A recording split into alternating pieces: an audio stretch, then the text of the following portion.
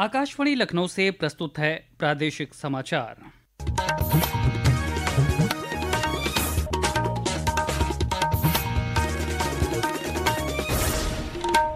मुख्य समाचार। प्रधानमंत्री नरेंद्र मोदी कल वर्चुअली रायबरेली एम्स और गोरखपुर एम्स में सुविधाओं के विस्तार समेत मेरठ में 100 बेड के अस्पताल की रखेंगे आधारशिला। प्रधानमंत्री कल वीडियो कॉन्फ्रेंस के माध्यम से 51,000 से अधिक चयनित युवाओं को वितरित करेंगे नियुक्ति पत्र। प्रदेश में लखनऊ, वाराणसी, बरेली और गोरखपुर में आयोजित किया जाएगा रोजगार मेला। केंद्रीय शिक्षा मंत्री धर्मेंद्र प्रधान ने आज बीएचयू के 13वें दीक्षांत समारोह में उत्कृष्ट प्रदर्शन करने वाले 60 विद्यार्थियों को दिए पदक। 400 करोड़ रुपए की परियोजनाओं की रखी आधारशिला। और अयोध्या में 3 दिवसीय दीपोत्सव का हुआ आगाज। 25 लाख से अधिक दियों से 30 अक्टूबर को जगमग होंगे सरयू के घाट। नमस्कार, प्रदेश के समाचारों के साथ मैं शैलेंद्र और अब समाचार विस्तार से। प्रधानमंत्री नरेंद्र मोदी धन्वंतरि जयंती और 9वें आयुर्वेद दिवस के अवसर पर कल नई दिल्ली में अखिल भारतीय आयुर्वेद संस्थान में स्वास्थ्य क्षेत्र से संबंधित 12,850 करोड़ रुपए से अधिक की लागत वाली कई परियोजनाओं का शुभारंभ और शिलान्यास करेंगे। इससे रायबरेली, गोरखपुर और मेरठ लाभान्वित होंगे। कार्यक्रम में मुख्यमंत्री योगी आदित्यनाथ भी शामिल होंगे। पेश है एक रिपोर्ट। श्री मोदी कल आयुष्मान भारत प्रधानमंत्री जन आरोग्य योजना के तहत 70 वर्ष और से अधिक आयु के सभी वरिष्ठ नागरिकों के लिए स्वास्थ्य कवरेज के विस्तार का शुभारंभ करेंगे। इस योजना से 4.5 करोड़ परिवारों के लगभग 6 करोड़ नागरिकों को सूचीबद्ध अस्पतालों में 5 लाख रुपए तक का मुफ्त इलाज का लाभ मिलेगा। प्रधानमंत्री यूबिन पोर्टल का शुभारंभ भी करेंगे। ये पोर्टल टीकाकरण प्रक्रिया को पूरी तरह डिजिटल बनाकर गर्भवती महिलाओं और शिशुओं को लाभान्वित करेगा। इसके अलावा प्रधानमंत्री 11 स्वास्थ्य संस्थानों में ड्रोन सेवाओं का वर्चुअल माध्यम से उद्घाटन भी करेंगे। इसमें उत्तर प्रदेश के रायबरेली जिले का एम्स संस्थान भी शामिल है। इसके साथ ही श्री मोदी गोरखपुर के एम्स अस्पताल में कई सुविधाओं और मेरठ में 150 करोड़ रुपए की लागत से बनने वाले कर्मचारी राज्य बीमा निगम के 100 बेड वाले एक अस्पताल की आधारशिला भी रखेंगे। मेरठ में इस अस्पताल के बनने से जिले के 2,85,000 बीमित कामगारों और उनके आश्रितों को चिकित्सा सुविधाएं मिलेंगी। आकाशवाणी लखनऊ समाचार कक्ष से सुषमा कुकरेती। प्रधानमंत्री नरेंद्र मोदी कल वीडियो कॉन्फ्रेंस के माध्यम से 51,000 से अधिक चयनित युवाओं को नियुक्ति पत्र भी वितरित करेंगे। प्रधानमंत्री रोजगार मेले को संबोधित भी करेंगे। देश भर में 40 स्थानों पर रोजगार मेला आयोजित किया जाएगा। प्रदेश में रोजगार मेला लखनऊ, वाराणसी, बरेली और गोरखपुर में आयोजित किए जाएंगे। लखनऊ में रोजगार मेला इंदिरा गांधी प्रतिष्ठान में आयोजित होगा। नियुक्ति पत्र प्राप्त करने वाले युवा विभिन्न मंत्रालयों और विभागों में केंद्र सरकार के पदों पर नियुक्त होंगे। रोजगार मेला रोजगार सृजन को प्राथमिकता देने के प्रति प्रधानमंत्री की वचनबद्धता को दर्शाता है। केंद्रीय शिक्षा मंत्री धर्मेंद्र प्रधान आज वाराणसी में भारतीय प्रौद्योगिकी संस्थान बीएचयू के 13वें दीक्षांत समारोह में सम्मिलित हुए। स्वतंत्रता भवन में आयोजित दीक्षांत समारोह में श्री प्रधान ने विभिन्न विषयों के 1,954 स्नातकों को डिग्री प्रदान की। वहीं शिक्षा और नेतृत्व में उत्कृष्ट उपलब्धियों के लिए 60 असाधारण छात्रों को पदक प्रदान किए गए। केंद्रीय शिक्षा मंत्री ने संस्थान की शोध क्षमताओं को बढ़ाने के लिए 400 करोड़ रुपए की परियोजनाओं की आधारशिला भी रखी। दीक्षांत समारोह को संबोधित करते हुए केंद्रीय मंत्री ने कहा कि आज देश में हर क्षेत्र में हो रही तरक्की में युवाओं की महत्वपूर्ण भूमिका है। उन्होंने छात्र छात्राओं का आह्वान करते हुए कहा कि 2047 तक देश को मजबूत और विकसित राष्ट्र बनाने के लिए युवाओं की जिम्मेदारी और बढ़ जाएगी। 3 पुराने विद्यार्थी जिन्होंने समाज जीवन में कीर्ति स्थापना कर दिए हैं, उनको भी आज बुला के सम्मानित किया। लगभग 1900 से ज्यादा विद्यार्थियों को अपना उपलब्धि पत्र मानक दिया जाएगा और मेरे लिए तो बहुत सौभाग्य की बात है। बीएचयू सदैव एक राष्ट्रीय अनुष्ठान रहा है और आज जो सबसे ज्यादा मेडल लेने वाला नायक मेरे गृह राज्य का है, ये मेरे लिए तो आज दोहरा है। दीक्षांत समारोह में बोर्ड ऑफ गवर्नर के चेयरमैन पद्मश्री डॉक्टर कोटा हरिनारायण, संस्थान के निदेशक प्रोफेसर अमित पात्रा सहित अन्य गणमान्य लोग उपस्थित रहे। समारोह में डिग्रियां और पदक पाने वाले मेधावी विद्यार्थी काफी उत्साहित और खुश नजर आए।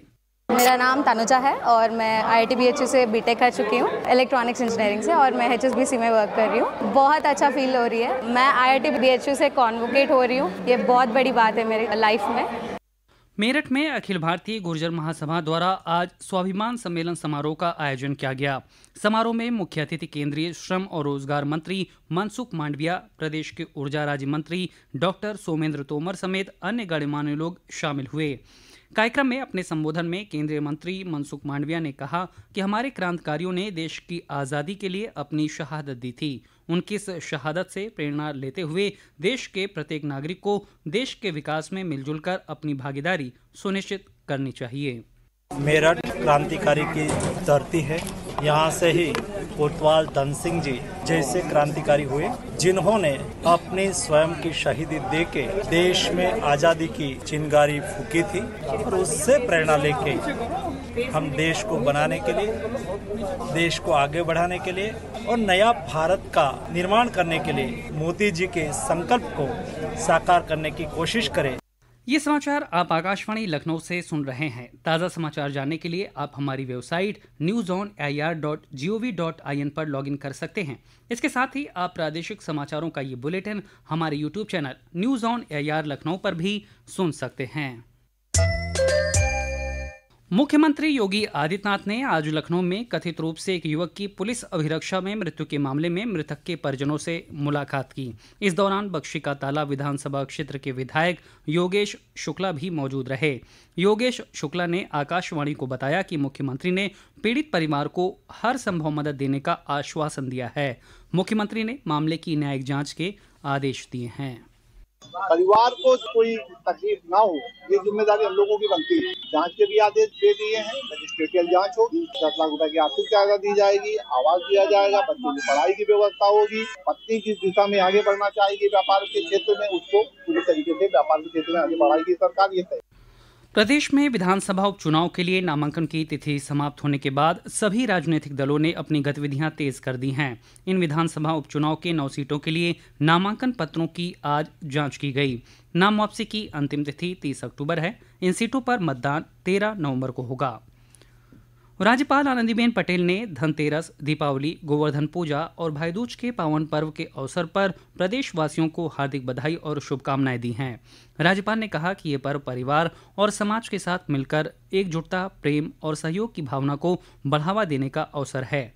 उन्होंने उत्सव को मनाते समय पर्यावरण की सुरक्षा को ध्यान में रखते हुए ग्रीन पटाखों के उपयोग का आह्वान किया।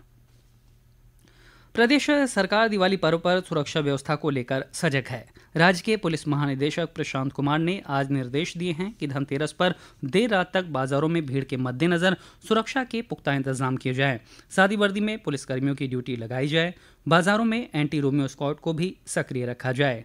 पुलिस महानिदेशक ने वीडियो कॉन्फ्रेंसिंग के जरिए अधिकारियों को निर्देश देते हुए कहा कि वरिष्ठ पुलिस अधिकारी अधिक से अधिक संख्या में पुलिस फोर्स के साथ पैदल गश्त करें। अयोध्या में 3 दिवसीय दीपोत्सव का आगाज आज से हो गया है। सरयू के विभिन्न घाटों पर 25 लाख से अधिक दिए जलाए जाएंगे। अयोध्या के सभी प्रवेश मार्गों पर विशेषकर रामपथ को फूलों और रंग बिरंगी बिजली की झालरों से सजाया गया है।